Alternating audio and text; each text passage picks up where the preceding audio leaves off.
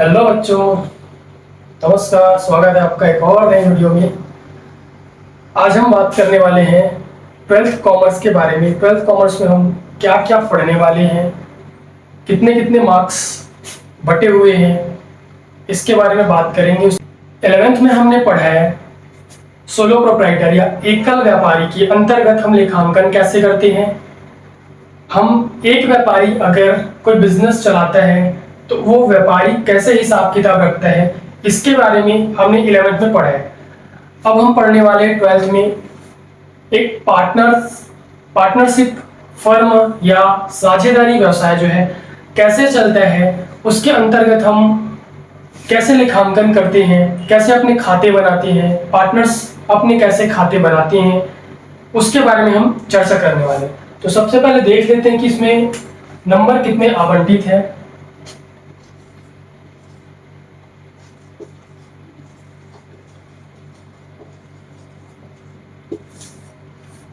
Twelfth commerce में, 12वीं commerce में हमारा जो अकाउंटेंसी का जो सब्जेक्ट है उसको 3 पार्ट्स में डिवाइड किया गया है।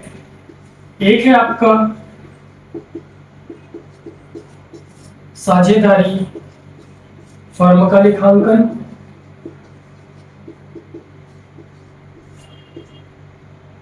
सेकंड है आपका कंपनी का लेखांकन, और लास्ट आपका तीसरा पार्ट है वित्तीय विवरण का विश्लेषण। 12वीं कॉमर्स को 3 पार्ट में आपको पढ़ना है। साझेदारी फर्म का लेखांकन, साझेदारी क्या होता है अभी हम बात करने वाले हैं। कंपनी और वित्तीय विवरण का विश्लेषण। तो साझेदारी फर्म का लेखांकन आप करते हो तो इस अकेले लेखांकन एक टॉपिक में आपके 35 मार्क्स बटे हुए हैं। कंपनी के लेखांकन में आपके 25 मार्क्स बटे हुए हैं और वित्तीय विवरण के विश्लेषण में आपका 20 नंबर जो है बटा हुआ है। तो इस तरीके से आपका ये नंबर आवंटित है।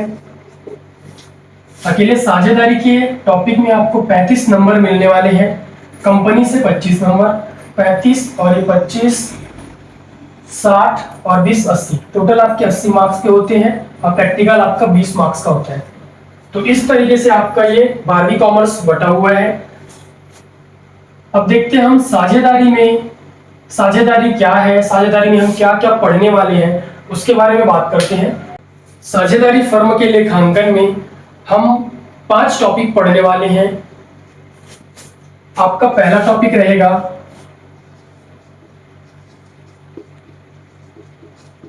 लाभ हानि का विभाजन। पहला हम टॉपिक के पहला एक तरीके से समझ सकते हैं कि एक चैप्टर है जिसमें हम लाभ हानि का विभाजन करना सीखेंगे इन पार्टनर्स के बीच, साझेदारों के बीच। सेकंड आपका रहेगा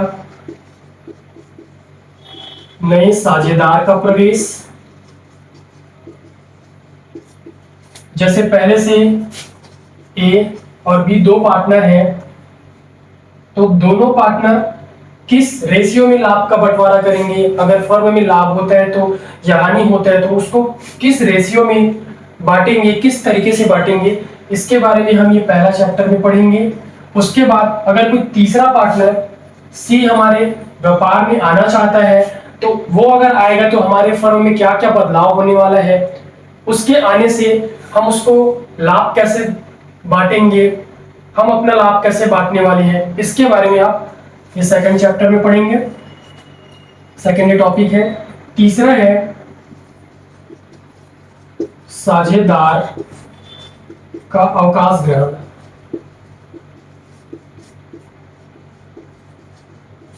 अब पहले से ये 3 पार्टनर है, इसमें से अगर ये बी फर्म को छोड़कर जाना चाहता है उसके रीजन कुछ भी हो सकती है। उसका तबीयत खराब हो सकता है, या उसका उम्र हो गया होगा, या किसी से मतभेद हो गया, झगड़ा हो गया होगा, तो इसके कई रीजन है। तो अगर ये बी जो है हमारे फर्म को छोड़कर जाना चाहता है तब हम उसके बारे में हम इस चैप्टर में पढ़ने वाले हैं, अवकाश ग्रहण में। उसके बाद है आपका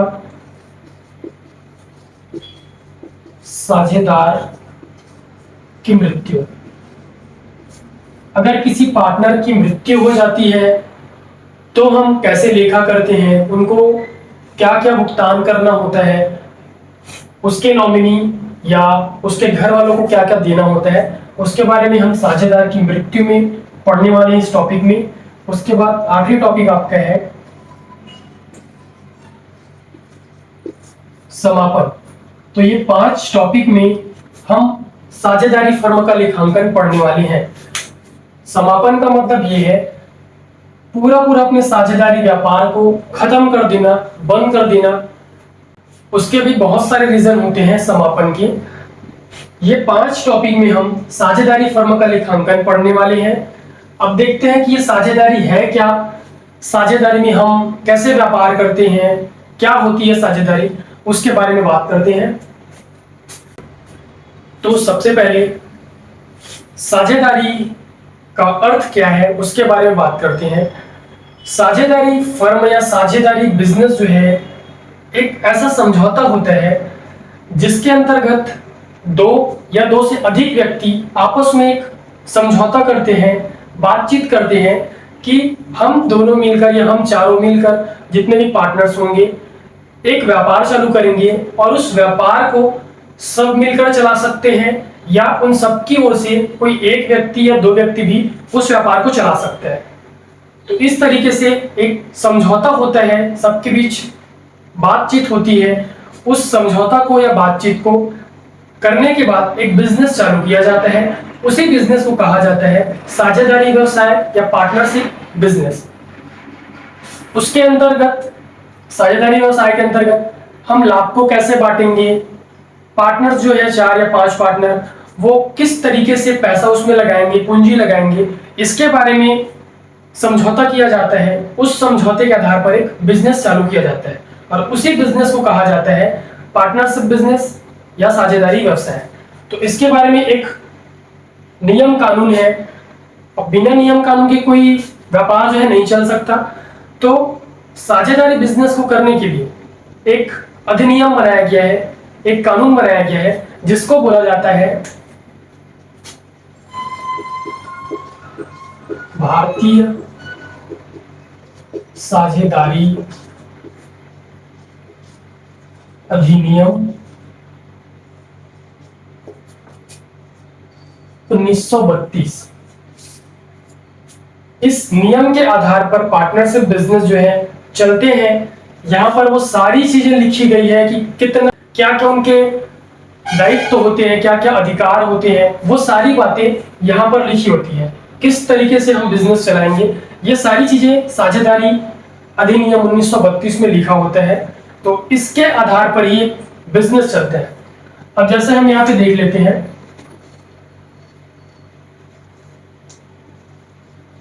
11th में हमने देखा है एकल व्यापार। एकल व्यापार के अंतर्गत हम कैसे लेखांकन करते हैं, कौन कौन से खाते बनाते हैं, उसके बारे में हम 11th में अभी पढ़ के आए हैं। अब हम देखेंगे 12th में कैसे बिजनेस चलता है। एकल व्यापार में आपने पढ़ा है कि सबसे पहले हम जर्नल बनाए, जर्नल के बाद हम उसका सब डिवीजन देखे, जर्नल का उपविभाजन, सहायक पहिया, उसके बाद हमने लेजर बनाए खाते, उसके बाद तलपट, फिर लास्ट में हमने फाइनल अकाउंट बनाया था, अंतिम खाता बनाया था। अंतिम खाता हमारा बनता था व्यापार व लाभ हानि खाता। व्यापार व लाभ हानि खाता ऐसे बनता था। उसके बाद व्यापार लाभ हानि खाते के लास्ट में जो शेष आता था उसको हम शुद्ध लाभ या फिर इधर समाकलन साइड में आता था तो शुद्ध हानि कहते थे। जहां से ये 11वीं का लेखांकन खत्म हुआ है यहां से ही हमारा भी साझेदारी व्यवसाय का खाता चालू होने वाला है। ये शुद्ध लाभ जो है एकल व्यापारी अकेले रख लेता था क्योंकि इसका ही व्यापार है, ये किसी को शेयर नहीं करता था। अभी हम ये शुद्ध लाभ जो होगा ये हमारे फर्म का व्यापार लाभ हानि खाता बनने के बाद कितना शुद्ध लाभ हुआ। अब इस शुद्ध लाभ में हमारे पास 3 पार्टनर हैं। तीन पार्टनर हैं। अब इस तीनों पार्टनर में हमको ये शुद्ध लाभ को बांटना है। तो जो बांटने के लिए हम खाता तैयार करते हैं या जो भी खाता बनाते हैं उसको कहा जाता है लाभ हानि वितरण खाता। हमारे लाभ हानि खाता से जो शुद्ध लाभ हो या शुद्ध हानि हो, इसी को हम तीनों पार्टनर्स में यहाँ पे बांटते हैं, जिस खाते को कहा जाता है लाभ हानि वितरण खाता। तो हमने 11वीं में पढ़ा एकल व्यापारी में व्यापार लाभ हानि खाता यहाँ से खत्म हुआ था। इसके बाद हमारा ये 12th का चालू होगा। भारतीय साझेदारी अधिनियम 1932 की धारा 4 के अनुसार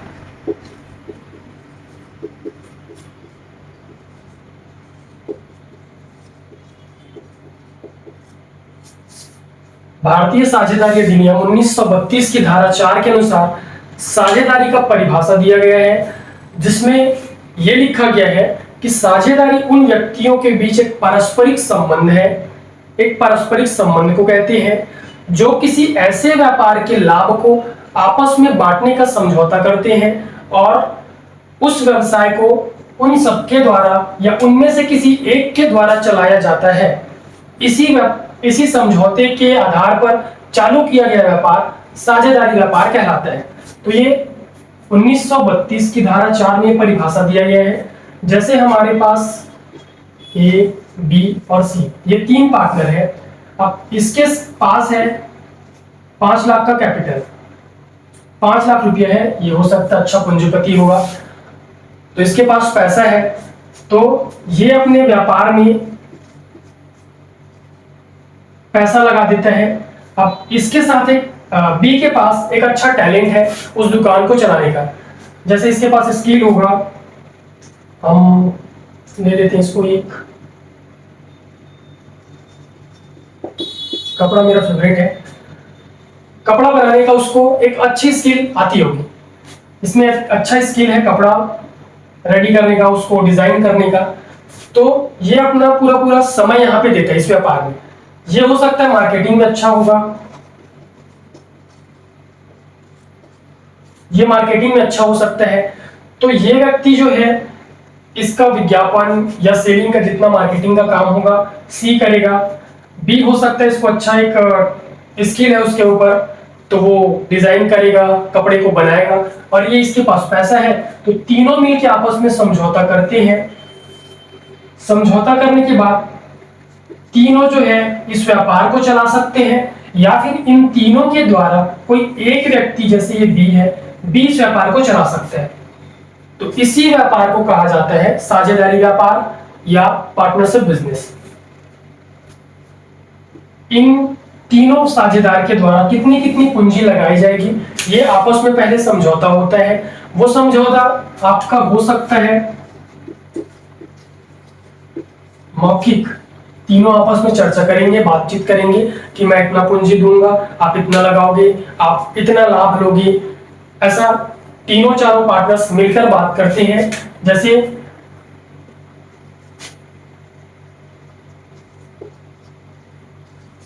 ये उनका रेशियो हो सकता है, टोटल आपका भाग है 5, 5 भाग में से 2 भाग रखेगा ए, 2 भाग रखेगा बी, 1 भाग रखेगा सी। तो ये पहले से उनके बीच समझौता होता है कि मैं कितना कितना भाग रखूंगा, कितना पैसा लगाऊंगा, कितना पूंजी लगाऊंगा, ये सारी बातें ये पहले से समझौता करते हैं। समझौता करने के आधार पर एक बिजनेस चालू किया जाता है, इसी को कहा जाता है साझेदारी व्यवसाय।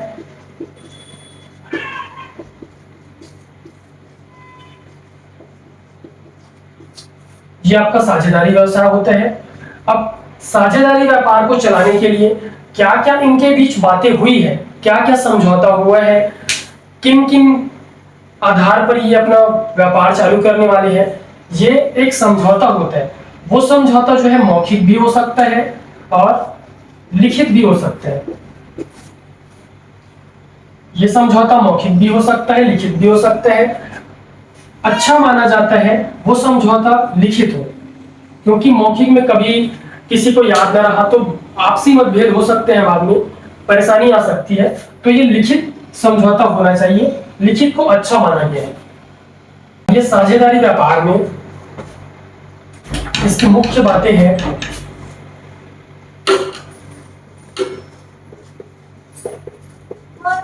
इसके मुख्य बातें हैं, पहला नंबर तो इसमें होना चाहिए साझेदारी में कि कितने, कम से कम कितने पार्टनर्स हो सकते हैं, कम से कम कितने उनकी संख्या हो सकती है और अधिक से अधिक कितना हो सकता है। तो यहां पर कम से कम 2 और अधिक से अधिक 50 साझेदार हो सकते हैं। कम से कम इनकी संख्या 2 होनी चाहिए, कम से कम 2 पार्टनर्स होंगे, 2 व्यक्ति होंगे, तभी आपका वो साझेदारी कहलाएगा। अगर 2 से कम होता है, 1 होता है, तो वो एकल व्यापारी सोलो प्रोप्राइटर कहलाएगा। तो कम से कम 2 होने चाहिए और अधिक से अधिक संख्या 50 होनी चाहिए। और ये साझेदारी अधिनियम में कहीं पर नहीं लिखा है, ये लिखा है कि कंपनी अधिनियम 2013 के अंतर्गत। उसके बाद है इनके बीच समझौता होना चाहिए, दूसरा मुख्य बात है। इनके बीच आपसी समझौता होना चाहिए, बातचीत होना चाहिए। ये समझौता जो है मौखिक भी हो सकता है और ये लिखित भी हो सकता है। अच्छा माना गया है लिखित को, लिखित होगा तो आगे कोई परेशानी नहीं होगी, बातचीत, मतभेद नहीं होंगे। तीसरा इसकी मुख्य बात है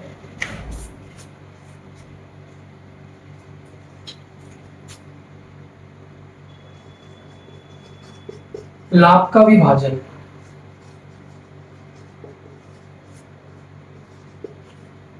अब कोई पार्टनर्स, कोई 2 से अधिक व्यक्ति कोई व्यापार चालू करेंगे तो उससे होने वाले लाभ को किस अनुपात में बांटेंगे, किस रेशियो में बांटेंगे, क्योंकि व्यापार किया जाता है लाभ कमाने के लिए।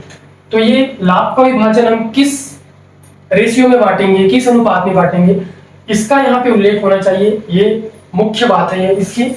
उसके बाद चौथा आपका है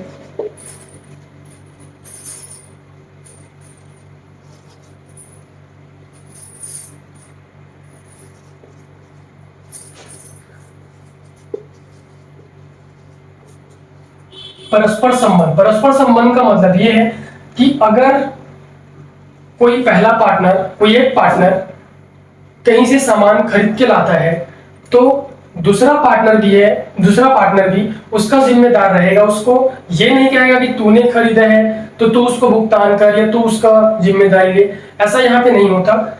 एक साझेदार के लिए दूसरा साझेदार जो है एक उत्तरदायी होता है, एक आपस में उनका संबंध होता है। तो जैसे ए ने कोई सामान खरीद के लाया, ये कुछ क्रय करके लाया, तो बी ये नहीं बोल सकता कि तूने क्रय किया है, तू कैसे भी करके बेच, ऐसा उनके बीच कोई मतभेद नहीं होगा। बी भी इसके लिए जिम्मेदार रहेगा, उसको बेचना पड़ेगा। अगर सी पार्टनर है तो सी भी इसको बेचना पड़ेगा और जिससे क्रय किया उसका भुगतान करने के लिए ये भी बाध्य होते हैं। तो उनके परस्पर संबंध जो है अच्छे होने चाहिए, आपसी एक समझौता अच्छा होना चाहिए। तो ये उसकी मुख्य बातें हैं, साझेदारी में ये मुख्य बातें होनी चाहिए। उसके बाद है साझेदारी संलेख, हम देखते हैं।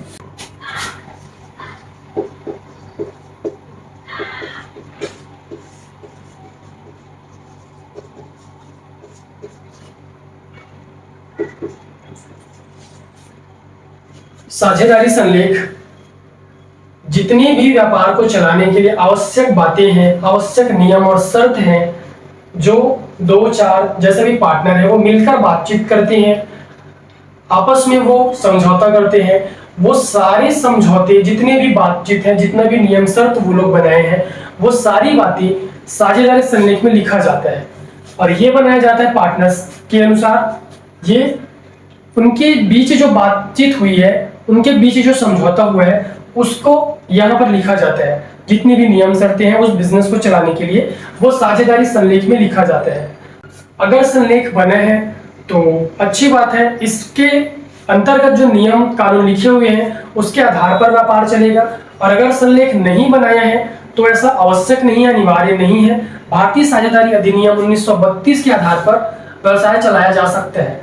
अगर संलेख बना है तो इसमें कुछ आवश्यक बातें होती है।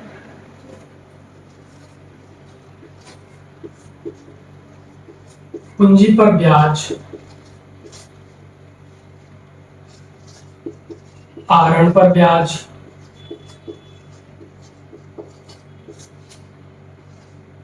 साझेदार का वेतन या कमीशन भी हो सकता है। अगर संलेख बना है तो उसमें वो सारी बातें लिखी होनी चाहिए कि हमारे साझेदारी व्यापार में किन किन कार्य को हम करने वाले हैं। जैसे कि पूंजी पर ब्याज हम किसी पार्टनर्स को कितना देंगे, कितना परसेंट देंगे। जैसे 3 पार्टनर है, हमने ABC लिया था, तो इसने लगाया 5 लाख की पूंजी, इसने 3 लाख की पूंजी, और इसने लगाया 2 लाख की पूंजी। तो इस प्रकार ये लोग पूंजी लगाए हैं। अब व्यापार जो है इन लोग को पूंजी पर ब्याज चुकाता है, पूंजी पर ब्याज देता है। तो वो पूंजी पर ब्याज देना है तो कितना परसेंट देना है।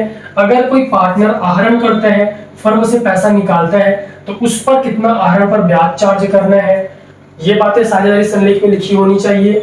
कोई साझेदार अगर ज्यादा काम करता है तो उसको वेतन कितना देना है। अगर कोई ज्यादा सेल करता है तो उसको कमीशन कितना देना है। ये सारी बातें जो है साझेदारी संलेख में लिखी होनी चाहिए। साझेदारों की संख्या वहां पे लिखी होनी चाहिए, उनके अधिकार, कर्तव्य,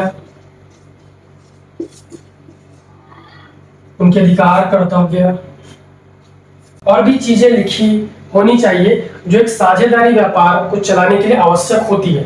तो ये सारी चीजें एक साझेदारी संलेख में लिखा होना चाहिए अगर कोई संलेख बनाए तो।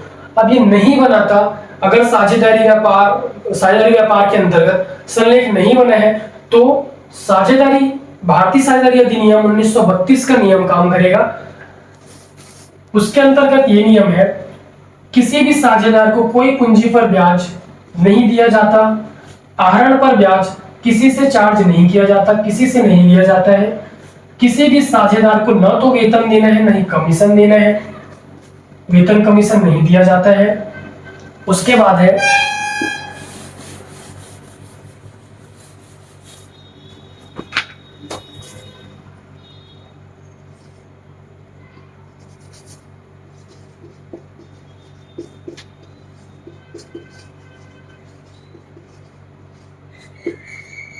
लाभ का विभाजन जो है वो समान रूप में किया जाता है,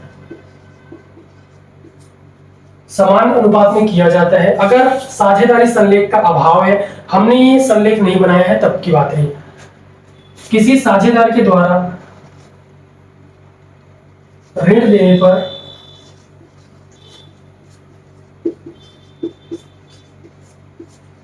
अगर किसी साझेदार ने ऋण दिया है फर्म को, तो ऐसे ऋण पर आपको 6% वार्षिक की दर से ब्याज देना पड़ता है। यह आवश्यक है। 6% वार्षिक की दर से आपको इस ऋण पर किसी भी साझेदार को देना ही पड़ेगा जिसने ऋण दिया है। पूंजी पर ब्याज नहीं देना है, आहरण पर ब्याज नहीं लेना है, साझेदार का वेतन या कमीशन नहीं देना होता। लाभ का विभाजन समान भाग में किया जाता है। ऋण देने पर अगर कोई साझेदार ऋण दिया है फर्म को, तो उसे 6% वार्षिक ब्याज हमको चुकाना होता है। तो ये साझेदारी संलेख नहीं होगा तब ये काम हमको करना है। और ये सारी चीजें साझेदारी अधिनियम 1932 में लिखा हुआ है। तो संलेख बना है तो भी अच्छा है, नहीं बना है तो भारतीय साझेदारी अधिनियम 1932 की नियम और शर्तें यहाँ पे काम आती है। संलेख बना है तो आप अपने संलेख के आधार पर काम करोगे, उसके आधार पर आप लेखांकन करोगे। संलेख नहीं बना है तो आप भारतीय साझेदारी अधिनियम 1932 का नियम फॉलो करोगे।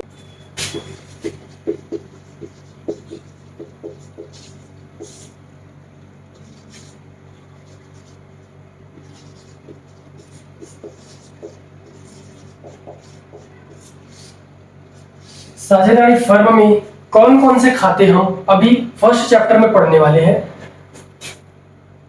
इसके अंतर्गत हम 2 प्रकार से खाते पढ़ेंगे। पहला होगा आपका पहला खाता, लाभ हानि वितरण खाता।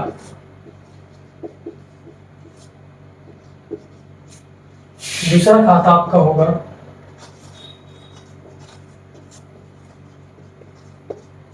साझेदारों के पूंजी खाते।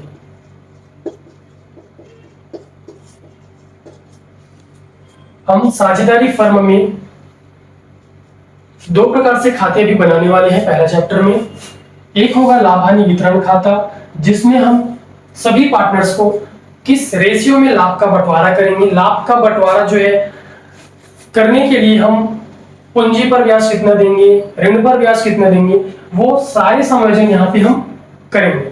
वो जो शुद्ध लाभ है, जैसे हम 11 में पढ़े हैं लाभ हानि खाता, लाभ हानि खाता हम 11 में पढ़े थे। तो यहाँ पे हमारा शुद्ध लाभ आता था विकलन साइड में, और समाकलन साइड में हमारा शुद्ध हानि आता था। तो ये सोलो प्रोप्राइटर में क्या होता था, शुद्ध लाभ को प्रोप्राइटर जो है पूरा पूरा रख लेता था, अपने पूंजी में प्लस कर लेता था, उसके हम पूंजी में जोड़ते थे जब चिट्ठा बनाते थे।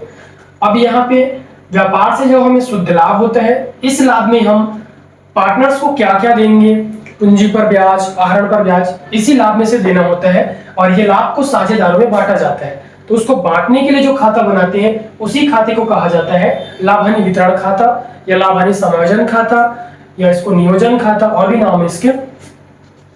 तो यहाँ पर हम इस लाभ को बांटने वाले हैं। उसके बाद सेकंड हम बनाते हैं इन साझेदारों का पूंजी खाता। वहां पे पूंजी में सीधा शुद्ध लाभ को जोड़ देते थे सोलो प्रोप्राइटर में। यहाँ पे प्रत्येक साझेदार का अलग अलग खाता बनता है। उस खाते को भी हम दो तरीके से बनाते हैं।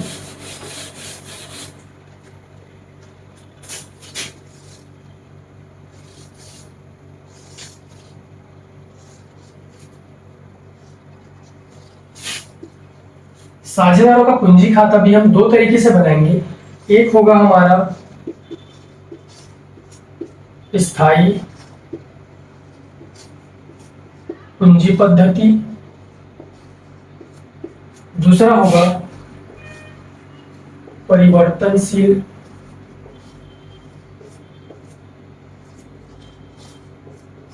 पूंजी पद्धति। दो तरीके से हम बनाएंगे साझेदारों के पूंजी खाते, स्थायी पूंजी पद्धति के आधार पर और परिवर्तनशील पूंजी पद्धति के आधार पर। परिवर्तनशील पूंजी पद्धति के आधार पर आपका सिर्फ एक खाता बनेगा,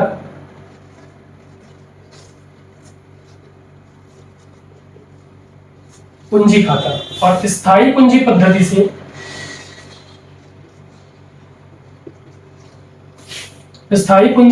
से आपका दो खाते बनेंगे। पहला होगा आपका स्थायी पूंजी खाता, दूसरा होगा आपका चालू खाता।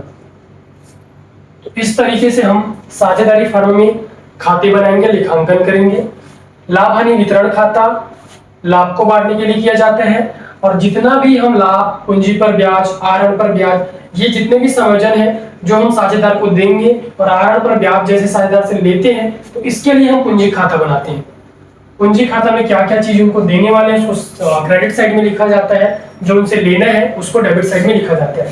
तो पूंजी खाता हम दो तरीके से बनाएंगे, स्थायी पूंजी पद्धति, परिवर्तनशील पूंजी पद्धति। स्थायी पूंजी पद्धति से आपके दो खाते बनते हैं, स्थायी पूंजी खाता और चालू खाता, और परिवर्तनशील पूंजी पद्धति से सिर्फ एक ही खाता बनेगा, परिवर्तनशील पूंजी खाता या पूंजी खाता। इस तरीके से हम खाते बनाएंगे। अब हम देखेंगे लाभ हानि वितरण खाता। लाभ हानि वितरण खाता जो है उसका फॉर्मेट देखते हैं।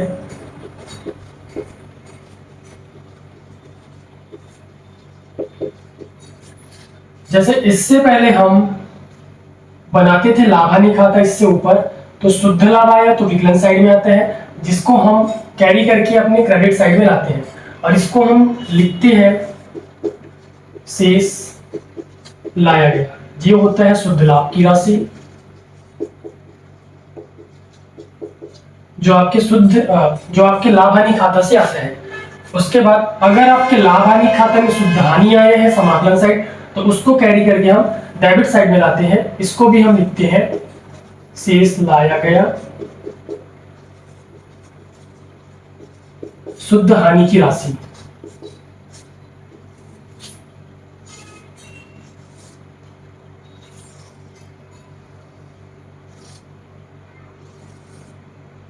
तो इस तरीके से हम लाभ या हानि की एंट्री करेंगे।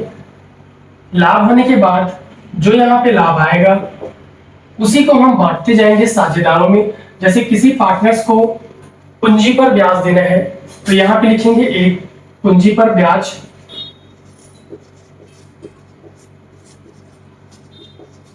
जिस भी पार्टनर का रहेगा उनको यहाँ पे हम पूंजी पर ब्याज देंगे।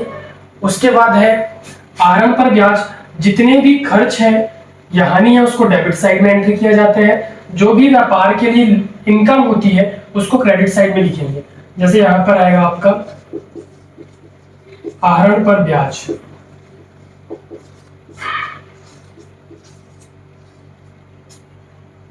जैसे दोनों पार्टनर ने आहरण किया है तो उस आहरण पर ब्याज व्यापार को मिलता है, तो व्यापार के लिए वो इनकम होती है और इनकम में आप आहरण पर ब्याज को प्लस करोगे तो ये प्लस होके फिर इसको माइनस करेंगे हम।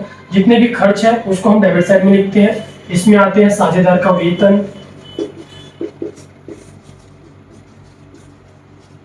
ऋण पर ब्याज,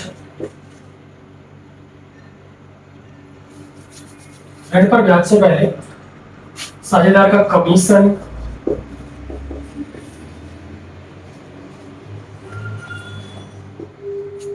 इस प्रकार। उसके बाद अगर यहां पे ऋण पर ब्याज है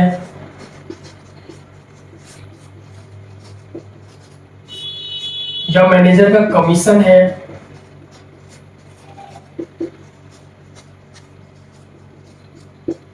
तो इस प्रकार के खर्चों को सीधा शुद्ध लाभ में माइनस किया जाता है, क्योंकि ये जो मदे हैं ये आपके लाभ हानि खाता का है तो इसको यहाँ पे शुद्ध लाभ में माइनस किया जाता है। उसके बाद जो शेष लाभ बचता है उसको हम पूंजी पर ब्याज देंगे, साझेदारों को उनका वेतन देंगे या कमीशन देंगे, वो बाद में किया जाता है। पहले इनको ऋण पर ब्याज और मैनेजर का कमीशन को पे किया जाता है।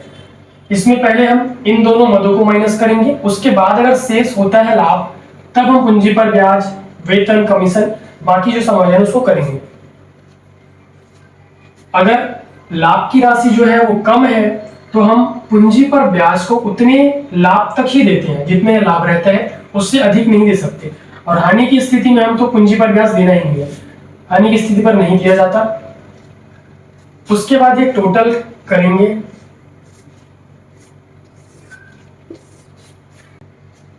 क्रेडिट साइड का टोटल ज्यादा है, डेबिट का कम है, तो इधर जो आएगा वो होता है विभाजन योग्य लाभ।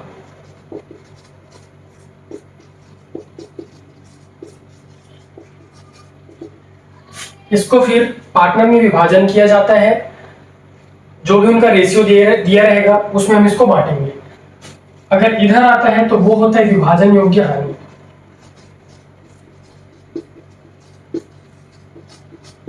इनको आप पार्टनर्स के रेशियो में विभाजित करते हो, बांटते हो। ये बन गया आपका लाभ हानि वितरण खाता। इसका फॉर्मेट ये है, ये जितने भी समायोजन है उसको जो व्यापार के लिए खर्च है उसको डेबिट साइड में लिखा जाता है और जो व्यापार के लिए लाभ है उसको क्रेडिट साइड में लिखा जाता है। इसके बाद कुछ कुछ और भी मदे हैं, जैसे संचय में हम हस्तांतरित करते हैं, सामान्य संचय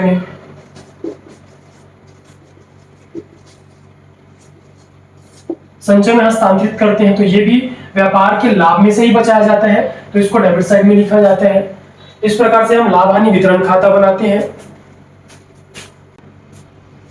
तो ये पार्टनर्स कैपिटल अकाउंट है, साझेदार का पूंजी खाता। इसका फॉर्मेट होता है विवरण, जो भी साझेदार रहेगा वहां पे यहाँ पे उनका नाम लिखेंगे, फिर विवरण ए और बी हमने अभी अपना साझेदार माना है। सबसे पहले उनकी प्रारंभिक पूंजी को यहाँ लिखा जाता है शेष लाया गया करके। सबसे पहले उनकी प्रारंभिक पूंजी को लिखेंगे, उसके बाद जितना भी पार्टनर्स को देने वाली राशि है, जैसे पूंजी पर ब्याज उनको देना है, कमीशन देना है, वेतन देना है, लाभ में से हिस्सा देना है, ये लाभ हानि नियोजन खाता या वितरण खाता से जो लाभ हुआ है, जितना भी पार्टनर्स को देने वाला अमाउंट है, देने वाली राशि है, उसको हम पार्टनर्स कैपिटल अकाउंट में क्रेडिट साइड में लिखते हैं। जैसे पूंजी पर ब्याज है, साझेदार का वेतन है, साझेदार का कमीशन,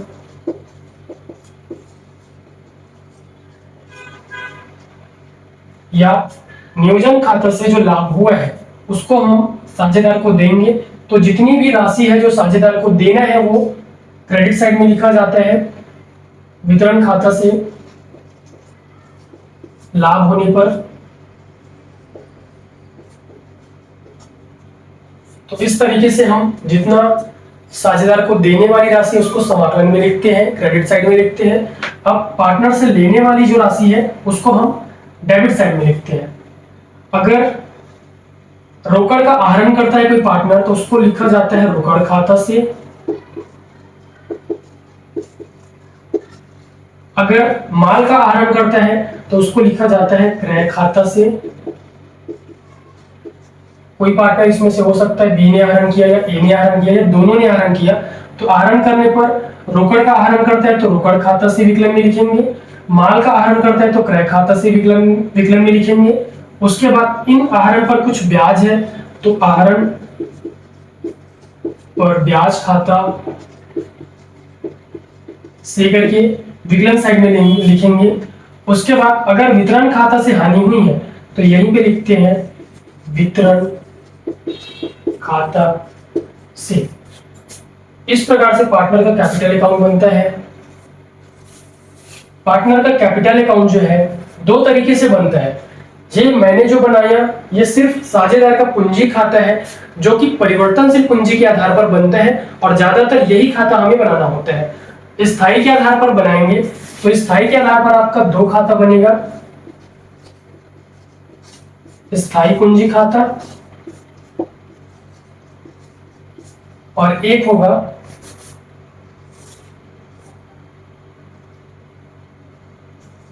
चालू खाता। स्थायी के आधार पर हम ये दो खाते बनाते हैं। स्थायी पूंजी खाता में आपको सिर्फ पूंजी की राशि लिखनी होती है। जो यहाँ पे हमने शेष लाए करके उनकी प्रारंभिक पूंजी लिखी है, ये चीजें पूंजी खाता में आ जाता है। और जितने भी ये अतिरिक्त समायोजन की राशि है, समायोजन की मदें हैं, ये चालू खाता में आती है।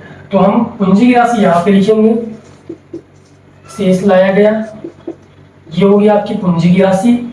उसके बाद अगर कोई पार्टनर अतिरिक्त पूंजी लगाता है बीच में, वर्ष के मध्य में अगर कोई पार्टनर अतिरिक्त पूंजी लगाता है तो उसको आप स्थायी पूंजी खाता में यहां पर रोकड़ खाता को करके लिखते हैं, ये अतिरिक्त पूंजी की राशि।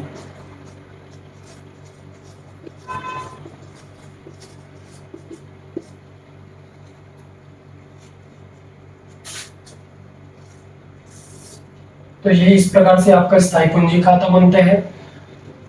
चालू खाते में जितने भी ये समायोजन है उसको यहाँ पे लिखा जाता है।